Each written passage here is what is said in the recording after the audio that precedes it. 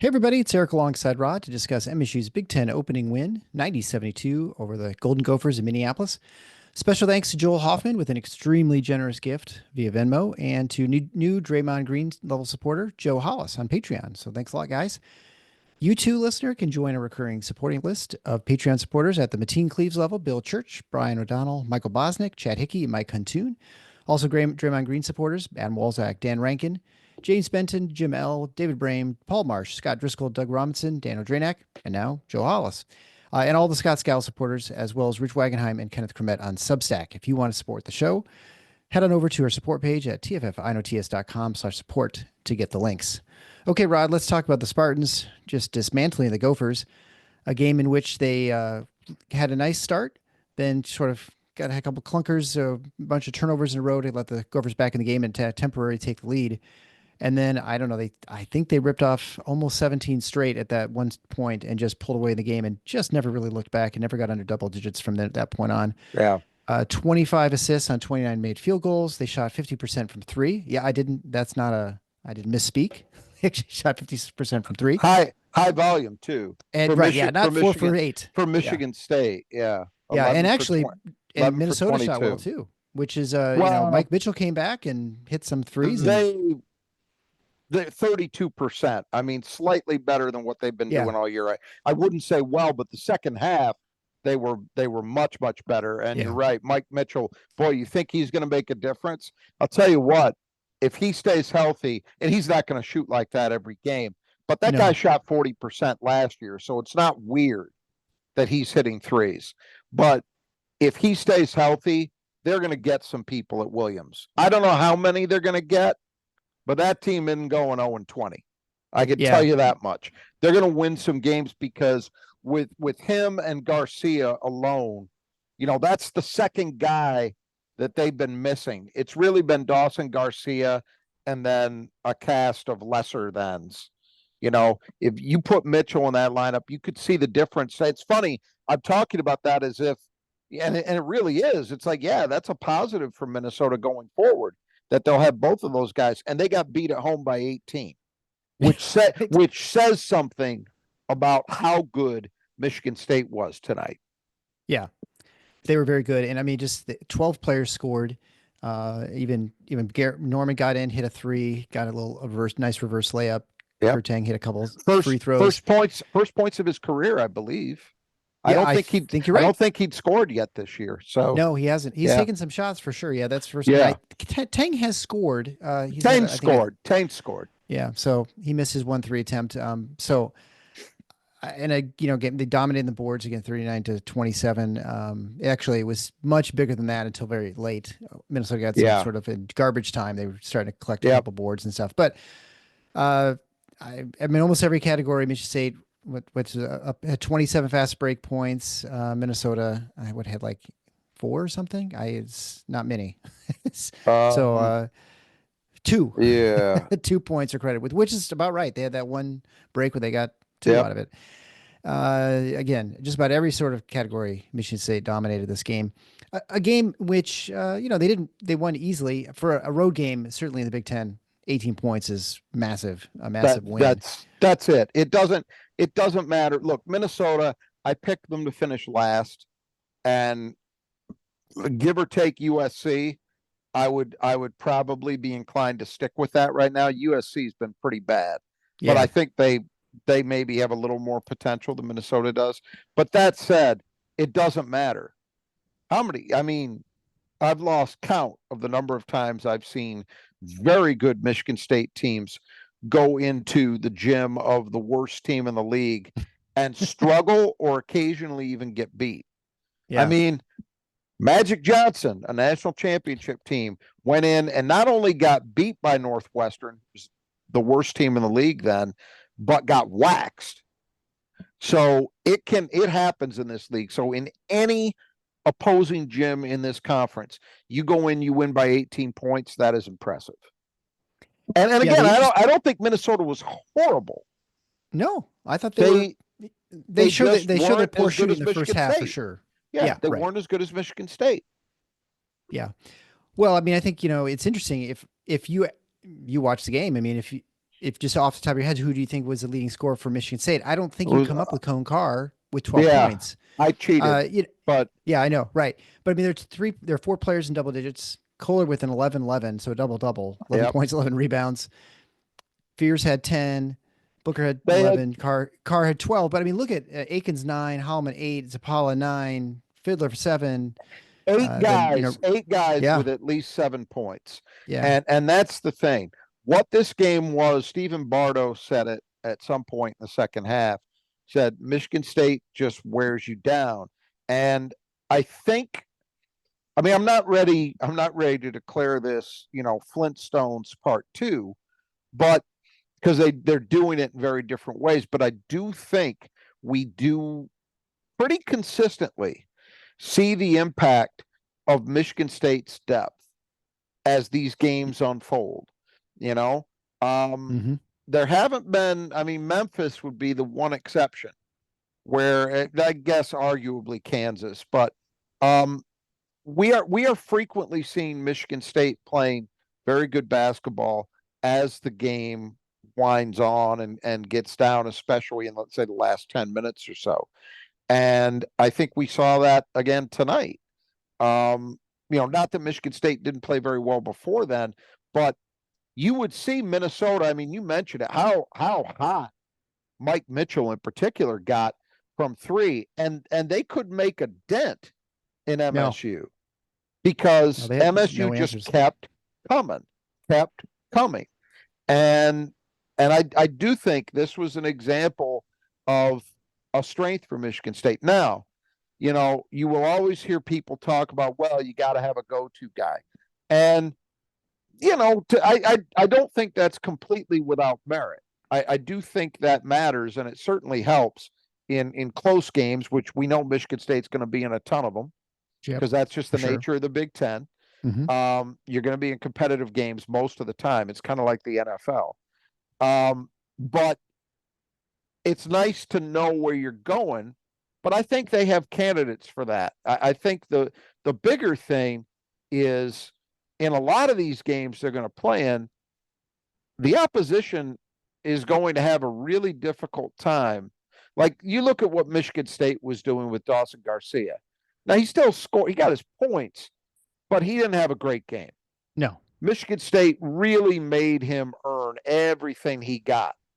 And I think that's in part, not that Michigan State wasn't triple teaming him, which, the broadcast crew, I don't know what they thought they were watching.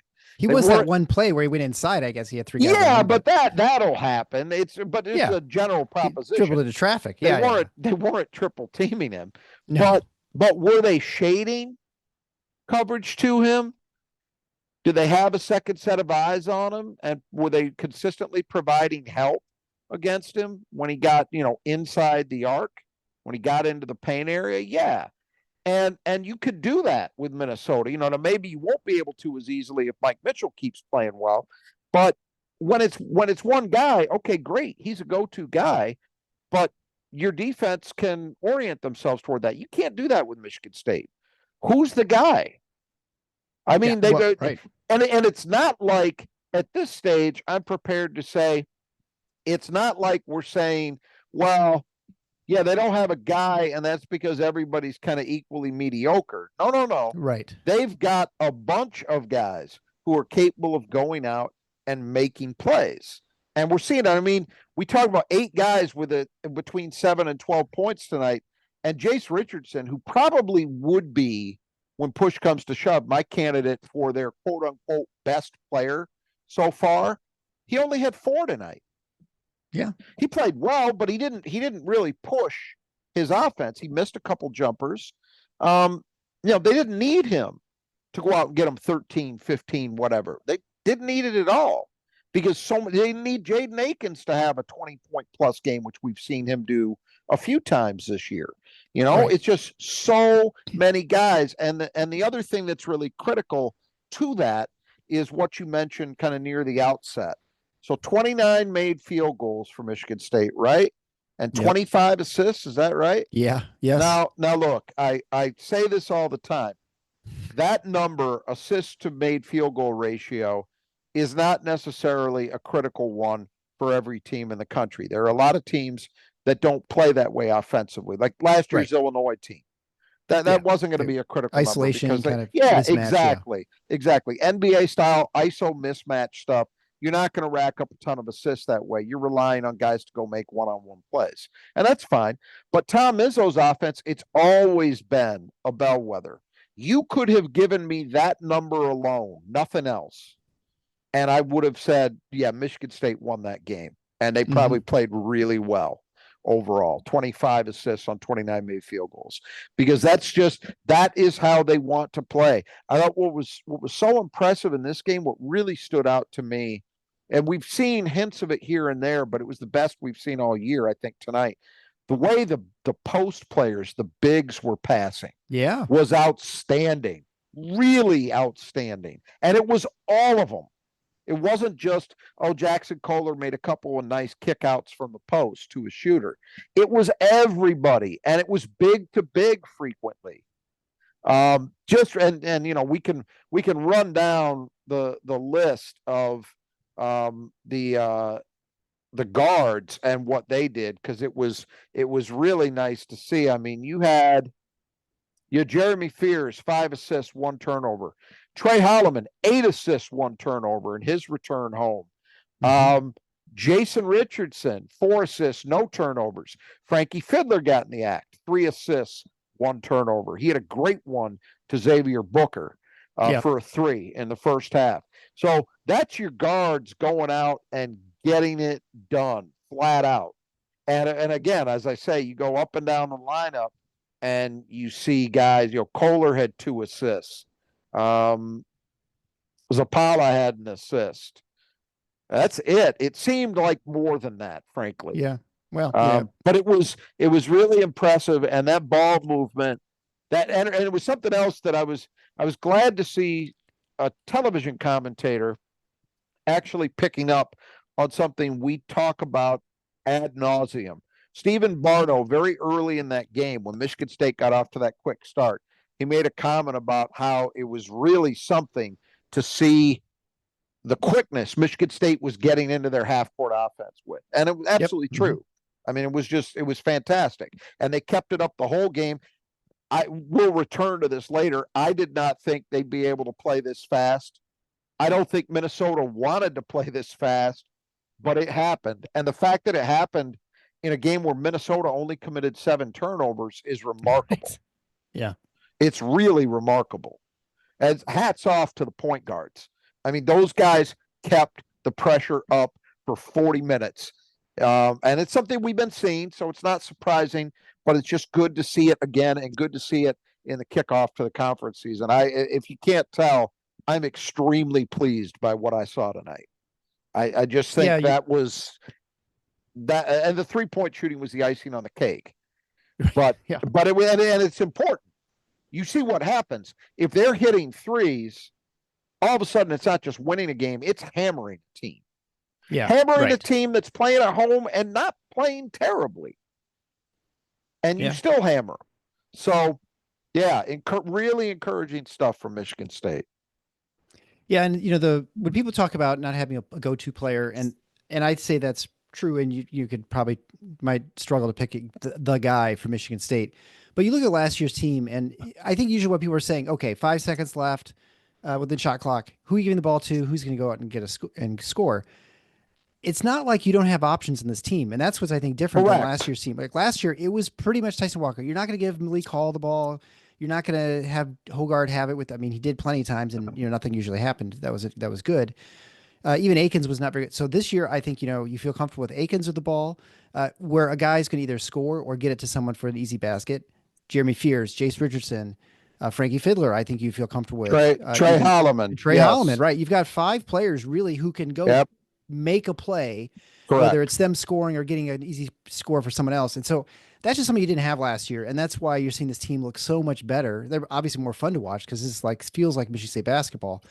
And then in addition to that, the boards. I mean, we have not seen this rebounding in. Well, I don't remember the last time. I mean, I suppose since the Tillman and Winston years. 1920, correct. Yep. Yeah. So it's been a long time for Michigan State fans to see dominant rebounding, and it was they were crushing them on the boards for a while. It was like 23-6 or 8 or something like They that had at the more halftime. they had more offensive rebounds, I believe, in the Yeah, first half than it's like Minnesota had 8-6 or defensive something. Yeah, rebounds. right. Yeah, Yeah, it was, and it got a lot closer in the second half, but as you said, a lot of those came at garbage time for Minnesota. That was a hammering. All you got to do is look at the rebounding percentages, and yeah, you see the truth. Michigan State with a dominant offensive rebounding effort, and Minnesota and even giving up the 10 offensive rebounds, did a pretty good job in terms of controlling its defensive glass. But I want to just real quick return to what you were saying about the go-to guy stuff. There's two things in there, and you hit on one, which is something else we talked about a few minutes ago. This is a team with multiple options. yeah, They've got multiple guys you feel pretty comfortable with putting the ball in their hands. But the second thing is, you know, how often, we've talked about this a lot already, how often are they in late shot clock situations where you yeah, need that, where you say, okay, we're running out of time. We got to get it to our guy. Almost never. Now that's going to change. The Big Ten is a league where you've got a lot of very good coaches. You generally have teams that are capable of playing very good defense. By the way, I would add Minnesota, I believe, came into this game 44th in defensive efficiency, and Michigan State just shredded them. So, yeah. They so made it look easy. Yeah, this team is capable of getting things done even against good defenses. But we know there are going to be games where MSU is going to have guys in more late clock situations than we've seen to date. But I don't think it's likely to be anywhere near the frequency that we've been used to seeing the last several years. I just don't, because I think this team is too intent on getting into its offense quickly, and they're running good stuff. They're moving the ball, and guys are moving with a purpose. Screening is better. I mean, it's just the whole thing is better. I was thinking about that during the course of this game in the second half, and just thinking about Michigan State's guard play compared to what we've seen in recent years. And it gets at some of the things we're talking about right now. I mean, it's just the intelligence these guys are playing with, the aggression, and of course the execution doesn't hurt either. But man, if you play with purpose and you play aggressively, good things are going to happen. And they are doing that. All of them. Every single one of them. yeah. No, I totally agree. It was a fun game to watch. Of course, it is. You have to temper it a little bit because it is Minnesota and they've been struggling this year. But as you mentioned, you see what this team can do when they hit some shots, which we knew that is in them. You look at their offensive stats. I'm just looking at Torvik right now. I mean, almost green all the way across the board. Their 2-point shooting is actually not as good this game. They only shot about 55%. They've been just lighting the nuts on fire before this, so they definitely can be even better than this, I think. But this is now the 4th game out of 9, so almost half their games where they're plus 40% offensive rebounding rate. So that is impressive. And it's not like, I mean, these are good teams they're going up against too now. Minnesota, of course, not the greatest, but anyway, very encouraging things they weren't not doing last year or the previous couple of years. So it's nice. I don't think there's point focusing on any more individual players. I think we'll just kind of go through through regular segments and talk about the player that Michigan State need to keep in the gutter, Dawson Garcia, brought to you by the Brothers of Just Your Gutters. I don't know what kind of snow you're getting over there on your side of the state, but we're in the midst of a snowstorm. So I'm glad we didn't have to drive to and from Breslin today, to be honest. Your video's not on, but I swear you're giving the middle finger out the window to the Mother Nature there.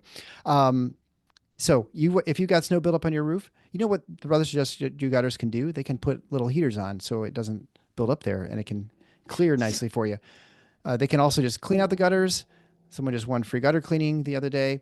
You can have them repaired, replaced, whatever you need done. And they're still out even in this weather. So it's kind of crazy, but they get up on the ladders and they take care of this stuff right now. So make sure you call the Brothers Just Do Gutters. Great people, great employees. And you get 10% off, you mentioned Final Four, when you get your estimate. You can find ways to get click to them on our website at the support page, the Final Four is on the schedule.com/support.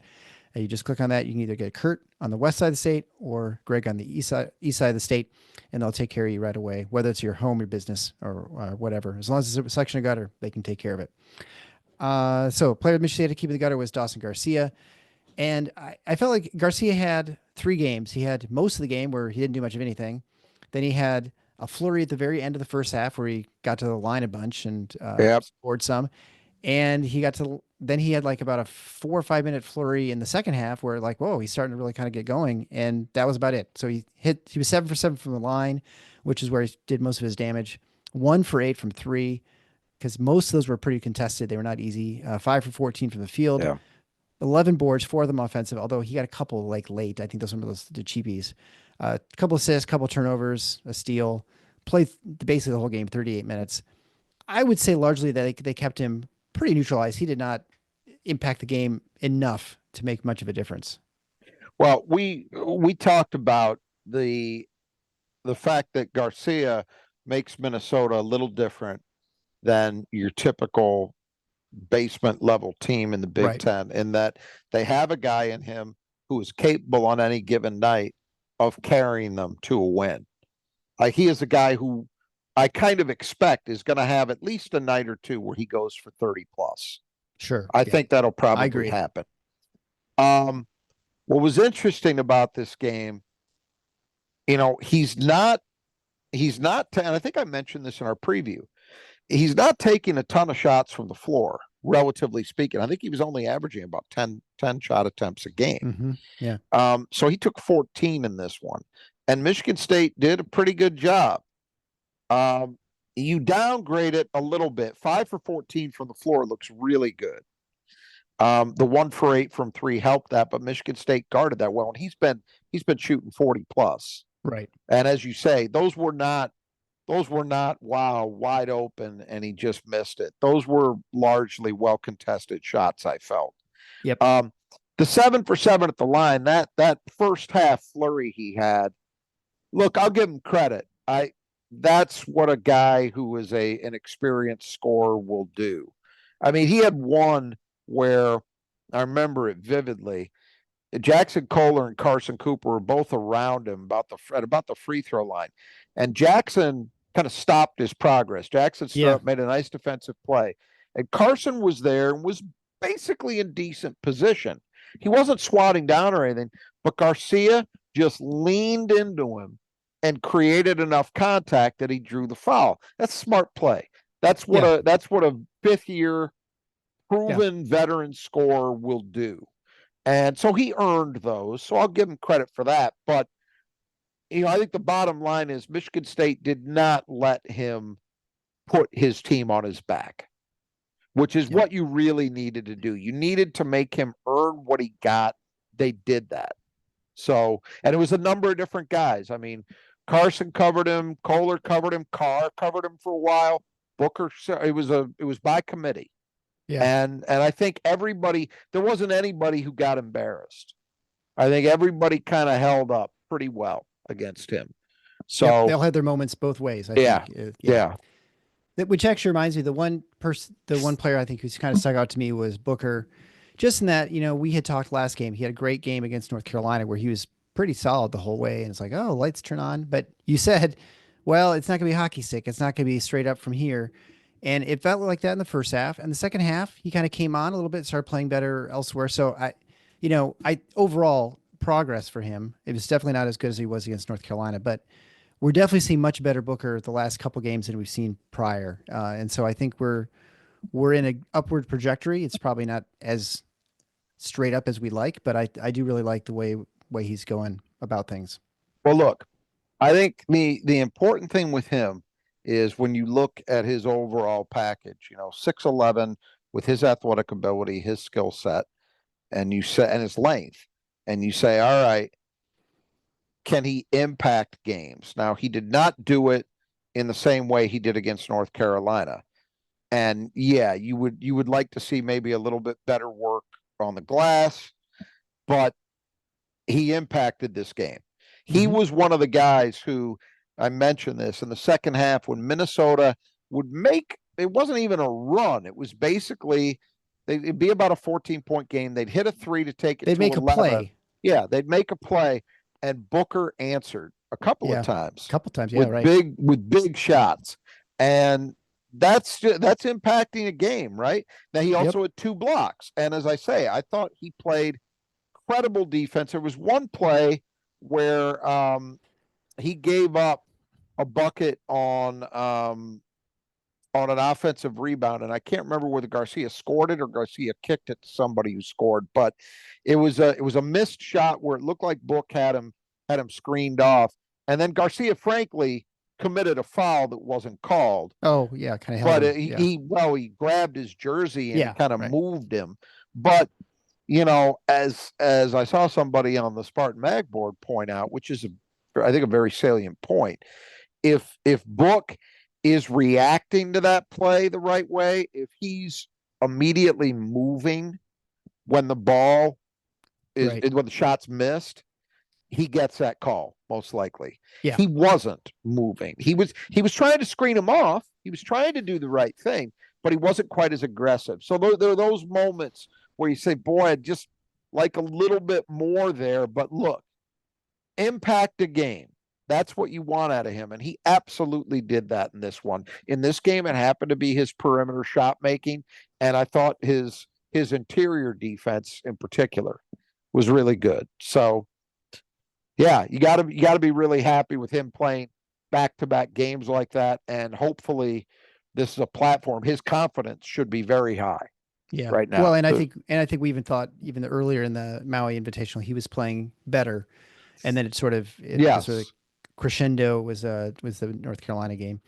Well, we'll talk about the Squeegee Squad of Grand Rapids cleaning the glass contest. If you need your windows cleaned or your house cleaned off, it's getting changed a couple shades darker than it used to be.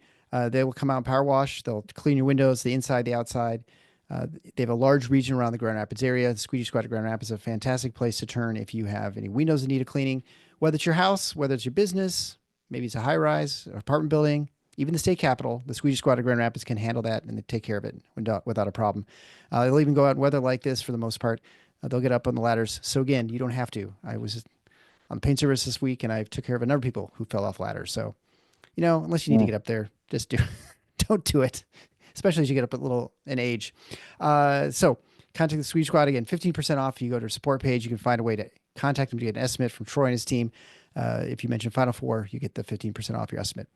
So it's getting to the point now where basically whoever gets to pick first gets to win. This rebounding challenge was over about 12 minutes into the first half, where I think Cole already had six boards. Zapala, who I had maybe, I don't know, one.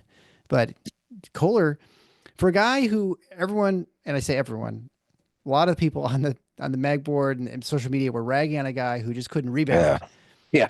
Again, I don't know what they were watching in the past, but this is a guy who looks kind of like a classic Michigan State guy. I mean, he has the instinct that we talk about, especially on the offensive board, but he's starting to show that on the defensive end too, where he's being 100%. A very reliable rebounder defensively. And so anyway, so you win that, you're up 3-2 now, and another great offensive, rebounding performance by him and just by Michigan State in general. Yeah, I want to talk about him for a second. So here's what I think is changing.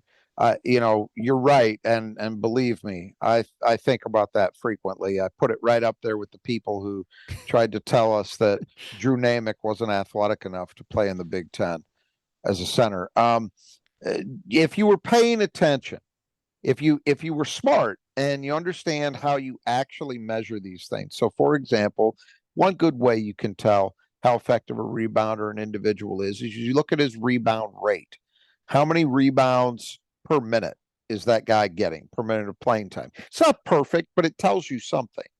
And Jackson Kohler as an offensive rebounder was the best they had. And that's, by the way, 1 year being a true freshman, the second year coming in halfway off an injury, and he was still that. But your eyes could also tell you that. It was obvious, in my opinion, that this sometimes, in fact, frequently, offensive rebounding is, I don't believe it's something that is taught. I really don't. I think it's instinctive because much more so than defensive rebounding, it's an innate, I think. I mean, people could try to differ with this, but I think it's an innate sense of where the ball is likely to go and being able to react to that, being able to move first because you have that sense of where it's going. And Jackson Kohler I thought, in his first 2 years, displayed that. And so I was pretty confident that he could be, with playing time, he would be a pretty effective offensive rebounder. Where he had not shown it yet, where I think, and this is what I think led people to conclude he can't rebound at all, is that sometimes in his first 2 years, as a defensive rebounder, he wasn't particularly good. He didn't locate somebody to check out. Um, he could be out athleted or outsized at times. And so that wasn't there. Well, that has changed.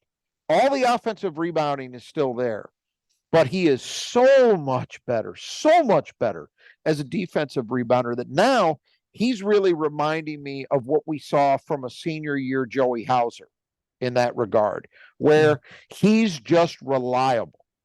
He's going to be in the right position at the right time. He's going to be reliable in terms of boxing out, or Michigan State doesn't really teach boxing out, finding a body. Yeah. And putting a body on somebody. He's going to be reliable in that respect, and he's going to be in good position to get a defensive rebound most of the time. And he's gotten strong enough that he's securing them. You don't see him losing the ball in traffic, right? That's not happening anymore. Right. But the biggest difference, and you saw it on a few occasions tonight, where I think he's really changed as his confidence has grown. He is attacking the ball. Yeah. You saw that a couple times. Yeah. Where it's, yes, the positioning, the instincts, all that stuff is there, and that's the bulk of it. But sometimes if you just have that want to, it's going to pay dividends. And that showed up a few times tonight. Not the first time it showed up this season, but it was something that was noticeable on at least a couple of his offensive rebounds, I thought, where he just went after it. Yeah. And it was by virtue of his effort and his intensity as much as anything else that he got those offensive rebounds. So, yeah, I think you're right. We had talked at the outset of the season that, well, this might be tough to dial in because you could see it being different guys on different nights. But boy, it seems, I think I said it the other day. I'm pretty convinced Jackson Kohler is going to end up being the leading rebounder for this team. I see nothing to make me change my mind on that. He's not going to be their leading rebounder every single night, but he's a good default choice. That's for sure. Yeah. It's almost going to be Kohler versus the field, I think, most nights. I think you're right. Yeah. He's doing a good job high pointing. I feel like the rebounding is a lot like, especially getting to really good levels. It's the difference between a good and great center fielder. You know, you get a good jump of the ball. You have just an idea where that's going, and you make it look easier, and you're getting yourself in position to make the play. And that's the classic example to me in the history of the sport, in terms of my time watching it for sure, is that the best individual rebounder I've ever seen, I'm not old enough to have seen Wilt, guys like that, was Dennis Rodman. Yeah, absolutely. And Dennis Rodman was 6'8", and he wasn't weak, certainly. He had strength, but he was wiry strength. He wasn't a bruiser by any stretch. What made Dennis Rodman an elite rebounder is exactly what you just said. He had that intuitive sense of where the ball was going to go, and it allowed him to beat everybody else to it. Yeah. Consistently. And that's a great comparison. It's just like you could see the difference with the Tigers this year with Parker Meadows in center field. And yes, he's a great athlete and he's 6'5", so he's got a big stride and all that.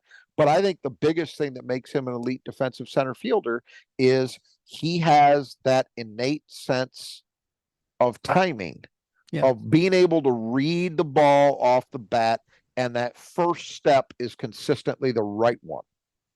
And then it's just a matter of following through, right? Right. Well, we talked about this all the time with Marble, a guy who had every reason to think he'd be successful, and he just was always a step slow. It is exactly. It's the exact opposite. Yeah.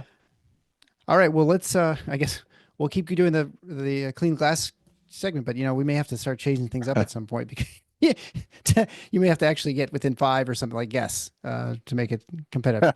So anyway, we'll go to the 5 keys of the game, brought to you by Nudge Printing. Nudge Printing is where you should get your Spartan gear. It is getting close to the holidays. If you're looking for a gift for that special someone who's a Spartan, there's no better place to go to Nudge Printing at nudgeprinting.com. You get 20% off as a listener to the show for typing Final Four as one word in checkout. They have all kinds of stuff, whether it's t-shirts, hoodies, sweatshirts, jackets, hats, all kinds of different logos, whether in different sports. So you can have the basketball stuff, you can have the football stuff, whatever you need, they're going to have. They also have other schools in the state of Michigan, which you can check out their large selection. They even have the University of Indiana. For some reason, you decide you want Indiana stuff. So check them out at nudgeprinting.com.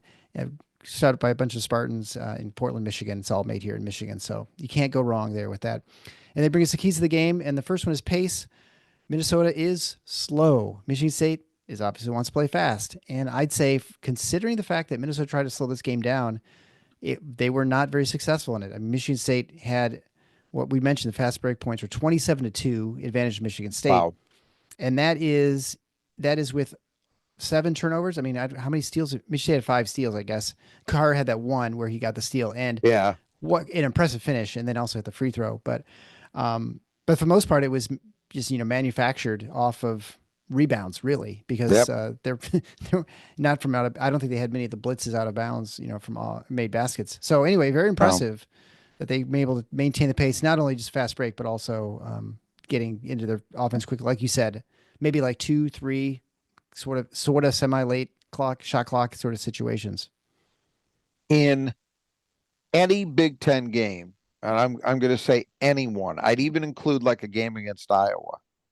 If you score 90 points, you've done something, because the Big Ten just does not typically allow you, certainly not Michigan State, because everybody knows that they want to play fast, and they do everything they can to prevent it. But you've done something. And for Michigan State, that there are a lot of impressive numbers out of this game, but I might be most impressed by that, because you're exactly right. It's Michigan State managed to play fast for 40 minutes. And that is a hard thing to do on the road. It's a hard thing to do when you know the opponent. I mean, they talked about, I think Minnesota abandoned it in the second half, but Bardo talked about how Ben Johnson told them their game plan, and it certainly looked like it was their game plan in the first half, was we're not even going to send anybody to the offensive boards, because we know we've got to prioritize floor balance to prevent Michigan State from running. And they still couldn't stop them. I mean, MSU came in averaging 20 fast break points a game, which if the stat they showed on the screen during the game is to be believed, is 5th in the country right now. So that's really good. And it's, we've been talking about it all year. They've been doing a consistently great job at playing fast. That number bears that out. It's one number that bears it out. They got 27 tonight in the Big Ten against an opponent, a coaching staff, well, the coaching staff at least, and some of the opponent players who know you, and they still did that. Yeah. And when they were in the half court, they were playing fast too. So yeah, you couldn't be happier with the job MSU did from that perspective. Well, the second key to the game after that win was the glass, and as I mentioned before, Michigan State, was over 40% offensive rebounding rate. They were all actually about 50% for a while until kind of later in the game. They were over 50% at halftime. I know that. Yeah, right. And Minnesota got up to 27%, I think, so a little higher than you. But again, they were probably sub 20% most of that game until the very end. Yeah. So just got slaughtered in the boards, which gave a team that's shooting pretty well, and certainly outside, extra opportunities. I mean, that's a recipe for disaster for Minnesota. Yeah, it's a tough situation though, because I don't really know what Ben Johnson can do. I mean, Garcia had 11 rebounds individually, but I think of him. I think he's a good rebounder. I don't think he's a great one. He came in averaging 7, so that's a good number. It's not a dominant number. He's not, this is not Zach Edey out there.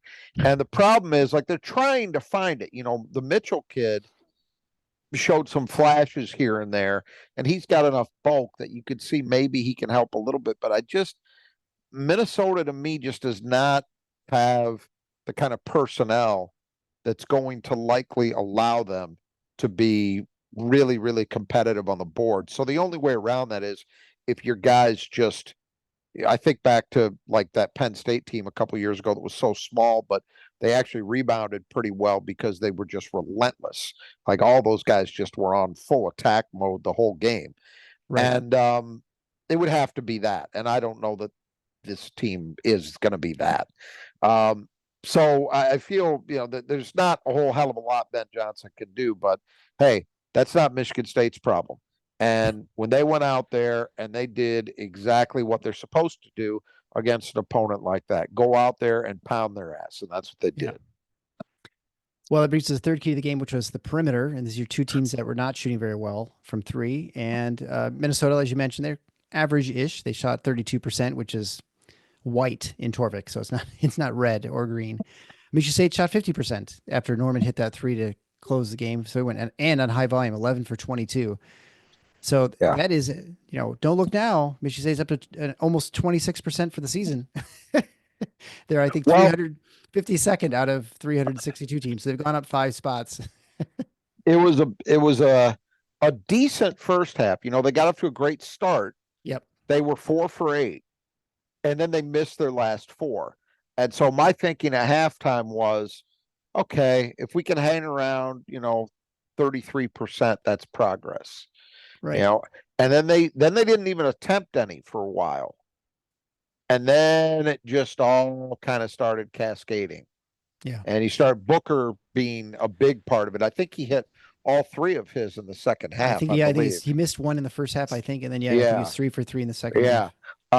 So that keyed it, but then everybody else, you saw, I think Fears hit his 3 in the second half. Yep. Holloman hit 1, Kohler hit 1, Fiddler hit his, Norman had his late. So it was a bunch of guys chipping in, but with Book leading the way. Look, that's great. I mean, what does it mean? Does it mean that it's no longer an issue? No, they have to sustain this, but as we've talked about previously, it's got to start with one. Fixing it has to start by having a game where you make shots, you make jumpers rather, because they've been making shots all year. They just haven't been making threes, and so this is one. Now, can you carry this back to Breslin on Saturday? Can you make it 2? And 2 doesn't mean you go 11 for 22. I would take, if they shoot 35% against Nebraska, to me, that would be 2. Yeah, right. And you go from there. So there's still, I mean, believe it or not, what are we? We're 9 games into the season. So there's 2/3 of the regular season yet to play. Right. Maybe even a little more than that. But around there. Plenty of time for this to get back to the median of where you would expect it to be coming into the season, which to me, I thought this would be at least a mid-30s shooting team from 3. So we'll see, but great progress. I mean, you couldn't have asked for a better result in this one to hopefully set the tone for where it goes from here. Yeah. Yeah, it's interesting. So actually Booker was 2 for 2 in the second half, but Michigan State shot 7 of 10. They were 70% in the second half. And I felt like Minnesota was much better, but to your point, they were 38.5%, which is very good for them. But in the second half, 5 for 13. But they missed a bunch early, and that was and Mitchell started heating up and went 4 or 6 in the second half, and that's what you sort of felt like every time that guy's getting the ball, they had that run over a few minutes that we talked about where it would be a 14. It seemed to happen 2 or 3 14, times. 11, 14, 11, 14, 11, 14, 11. And, but over the course of the game, they did not, they weren't anything much beyond what they normally are. And finally, the free throws, Michigan State was very good from from the line again. So 26 free throws, so about their average, 21 for 26, 81%. If it weren't for Carr and Sapala, they'd have hit every free throw. I guess Aikens split his. Fiddler missed 1 too. And right. Okay, so Fiddler missed 1. Really good. I mean, I don't know. That was also reflective of the way they were attacking and getting in and driving. I mean, it's so impressive watching. There are 4 or 5 players now and it's the ones we talked about earlier that can attack and get a basket. I mean, these guys all go in and they score. Not only are they getting a lot of those were and ones too on those, which Yep. which is extra impressive, I think, for the scoring. And so, I mean, it was a decided edge in this. Minnesota hit 7-7 with Garcia, and everybody else was atrocious. Well, I guess Patterson hit 4-4, but everyone else absurd. Yeah, so I'll point out again, what makes this really impressive is this happened on the road. Because in the Big Ten, that is not a given. Right. That you are going to out attempt a team on the road like that. And again, it's the combination of two things here. It's how aggressive Michigan State is, how aggressively they're playing to get that many attempts, and then the way they're cashing in on them. A lot of guys, I mean, Frankie Fiddler got himself on track with a really nice take into Dawson Garcia's chest for one of those and ones you mentioned.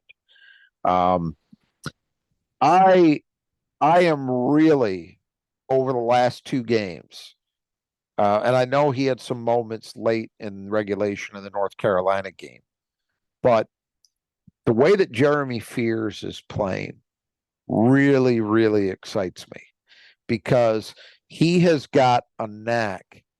He's just got an ability. First of all, he's a very good athlete. He's a better athlete than I think he was given credit for coming in. And I think he looks to me like he's more or less back to, Izzo says he's at, basically 100%. Right. But over these last two games, I think he's playing to, Izzo made a comment. I don't know if we talked about it here. He made a comment in one presser where he felt like there were times where earlier this season where Jeremy he could just see just a little bit of hesitation, which is a natural thing. He compared it to his hip surgery and walking around, and anybody who's ever been, which is probably about 100% of us, right? When something's been wrong physically, you sprained an ankle or or something much more serious than that, even after you're quote unquote recovered, you can have some psychological hesitancy to truly trust it. And that's a process. And it sounded like Izzo felt like Jeremy was going through a little bit of that. I think over these last two games, he's not showing me signs of that anymore, at least. And he has, Stephen Bardo mentioned it, he has a fearlessness about him. That kid is going to go hard at the rim, and he is going to challenge people. And we know Jace Richardson can do that. We certainly know Frankie Fiddler can do that. Trey Holloman can do that. And we're seeing not as much as I'd like, but more than we've ever seen before from Jaden Akins doing that. So again, Carr too, absolutely. A lot of guys who are capable of doing that. And look, I mean, they came in averaging 24 free throw attempts per game. They got 26 tonight? Yep. So 2 above the average in a league game on the road. And not with anyone fouling intentionally to come back. Right. None of that. Right. It wasn't boosted artificially by that at all. That's really impressive. And I know it's something people probably get tired of hearing the repetition with this, but I think it's really, really important. There are things that this team is doing on a consistent game in, game out basis. They are defending. They are rebounding very well. They are running. They are shooting the ball extremely well from 2, and they are getting to the line consistently at the highest level we've seen. I'd have to go back. I actually, you know what? I'm going to do that. I want to see what the highest free throw attempted average per game is in Tom Izzo's tenure, because I've got a feeling if this is not the highest, it's knocking on the door. Sure. He's never had teams that did this because his offense has always been very much jump shot oriented. And that doesn't mean heavy threes, but it just means they've always been a team that uses pin down screens to get mid-range shots. And it's never been an offense that was oriented the way some are to generate foul calls. And this group is playing in a way we haven't really seen. Not for a long, long time, at least, if ever. So I'm gonna look into that because it's a storyline that continues to develop. And the longer it goes and the more we start seeing this on a game in, game out basis, I think you just have to accept this is who they are. And that's a pretty good thing. Who they are right now is a very good story. And if the threes, which you can't say tonight is who they are from three, not yet, but if that comes around to the point that we start saying, yeah, this is a pretty good deep shooting team, then we are talking about a whole other level for this team. At that point, I think, I don't think I'm crazy in talking about this. If they became like consistently a mid 30s type shooting team from three with everything else they do, that's a Big Ten title contender. Oh yeah, that's a team that just could go anywhere in the NCAA tournament. And a team that can get a high seed in March, and a team that can do some real damage. That's what that picture looks like. Because they don't really have any other weakness right now. I mean, I know people get prone to despair. Look it up. Everything else they do well. I'm looking right now. Their worst stat. I mean, aside from 3-point shooting, which obviously is not good, but their worst defensive stat is free throw defense. Yeah, which come on, right? Yeah, I mean, this is a joke. And they don't foul a lot. That's another thing that's different. Right, from that's a lot green of as well. Izzo teams. A lot of Izzo teams, because they tend to play physical basketball. Michigan State teams have tended to put opponents on the line a fair amount. Not crazy, but a lot. This team is not doing that, and yet they're still defending very well. Yeah. So I'm really happy where this team is, and I'm very impressed with what they've been able to do thus far. I'm not going to say I'm shocked, because I think we talked about the potential for this in the spring, and we talked about it definitely after the trip to Spain. But to actually see this all come into fruition in, games that really matter, Big Ten games on the road, that's really good. I mean, I see no reason for anybody to feel anything but extremely optimistic about what this team can be. Now, we know they're going to be. We talk about it with Booker. It's true for the team too. Not everything's a hockey stick. We know they're going to have rough moments. We know they're going to be nights competition. Right. Yeah, right. It's I don't think anybody's going 18-2 in the Big Ten this year. No. But can this team? Are they capable of competing for some things? I think they are. Yeah. Well, I think what we're witnessing right now with this team is what we thought we were going to witness last year. So we didn't see guard play, progress at all last year. And I mean, don't look now, but Michigan State's gone from 55th in ranking for adjusted efficiency offensively before the game to now 39th, just by one offensive performance from three. Well, we're at that time of year where that can happen.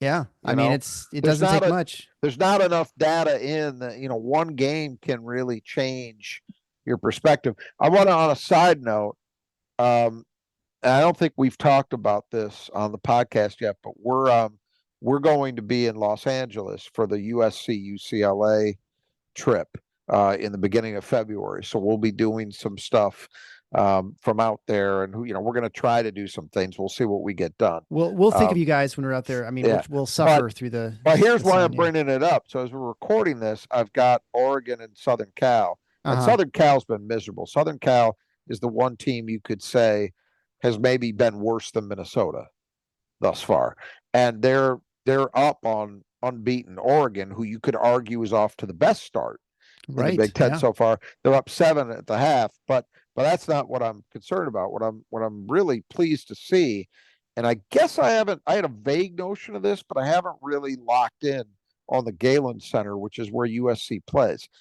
It looks on television, it looks the way no other Big Ten arenas look anymore, which is the crowd is basically in darkness. Oh, okay. And I like that. So I'm really impressed to see that. So thumbs up from me on that addition to the conference, just for that. Just for something different. As I say, we will be there in the darkness of the Galen Center on, I think it's February 1st. Yeah. Sounds right. But anyway, just a side note. They probably need to do that at Penn State so you don't recognize how few fans are. Right. That's such an obvious point. Why don't they do that? I mean, I give the dopes in Ann Arbor at least got smart enough that they keep it murky in the upper bowl. The lower bowl used to be that way too. That's lit pretty well now, but the upper bowl is dark because they don't fill it.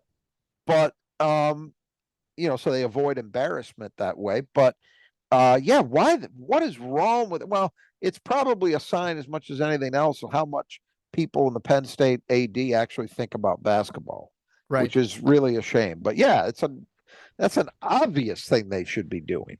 It certainly could Yet save some money on make lighting it charges. make it look like Mackey in 1977. I mean, that's what they ought to be going for.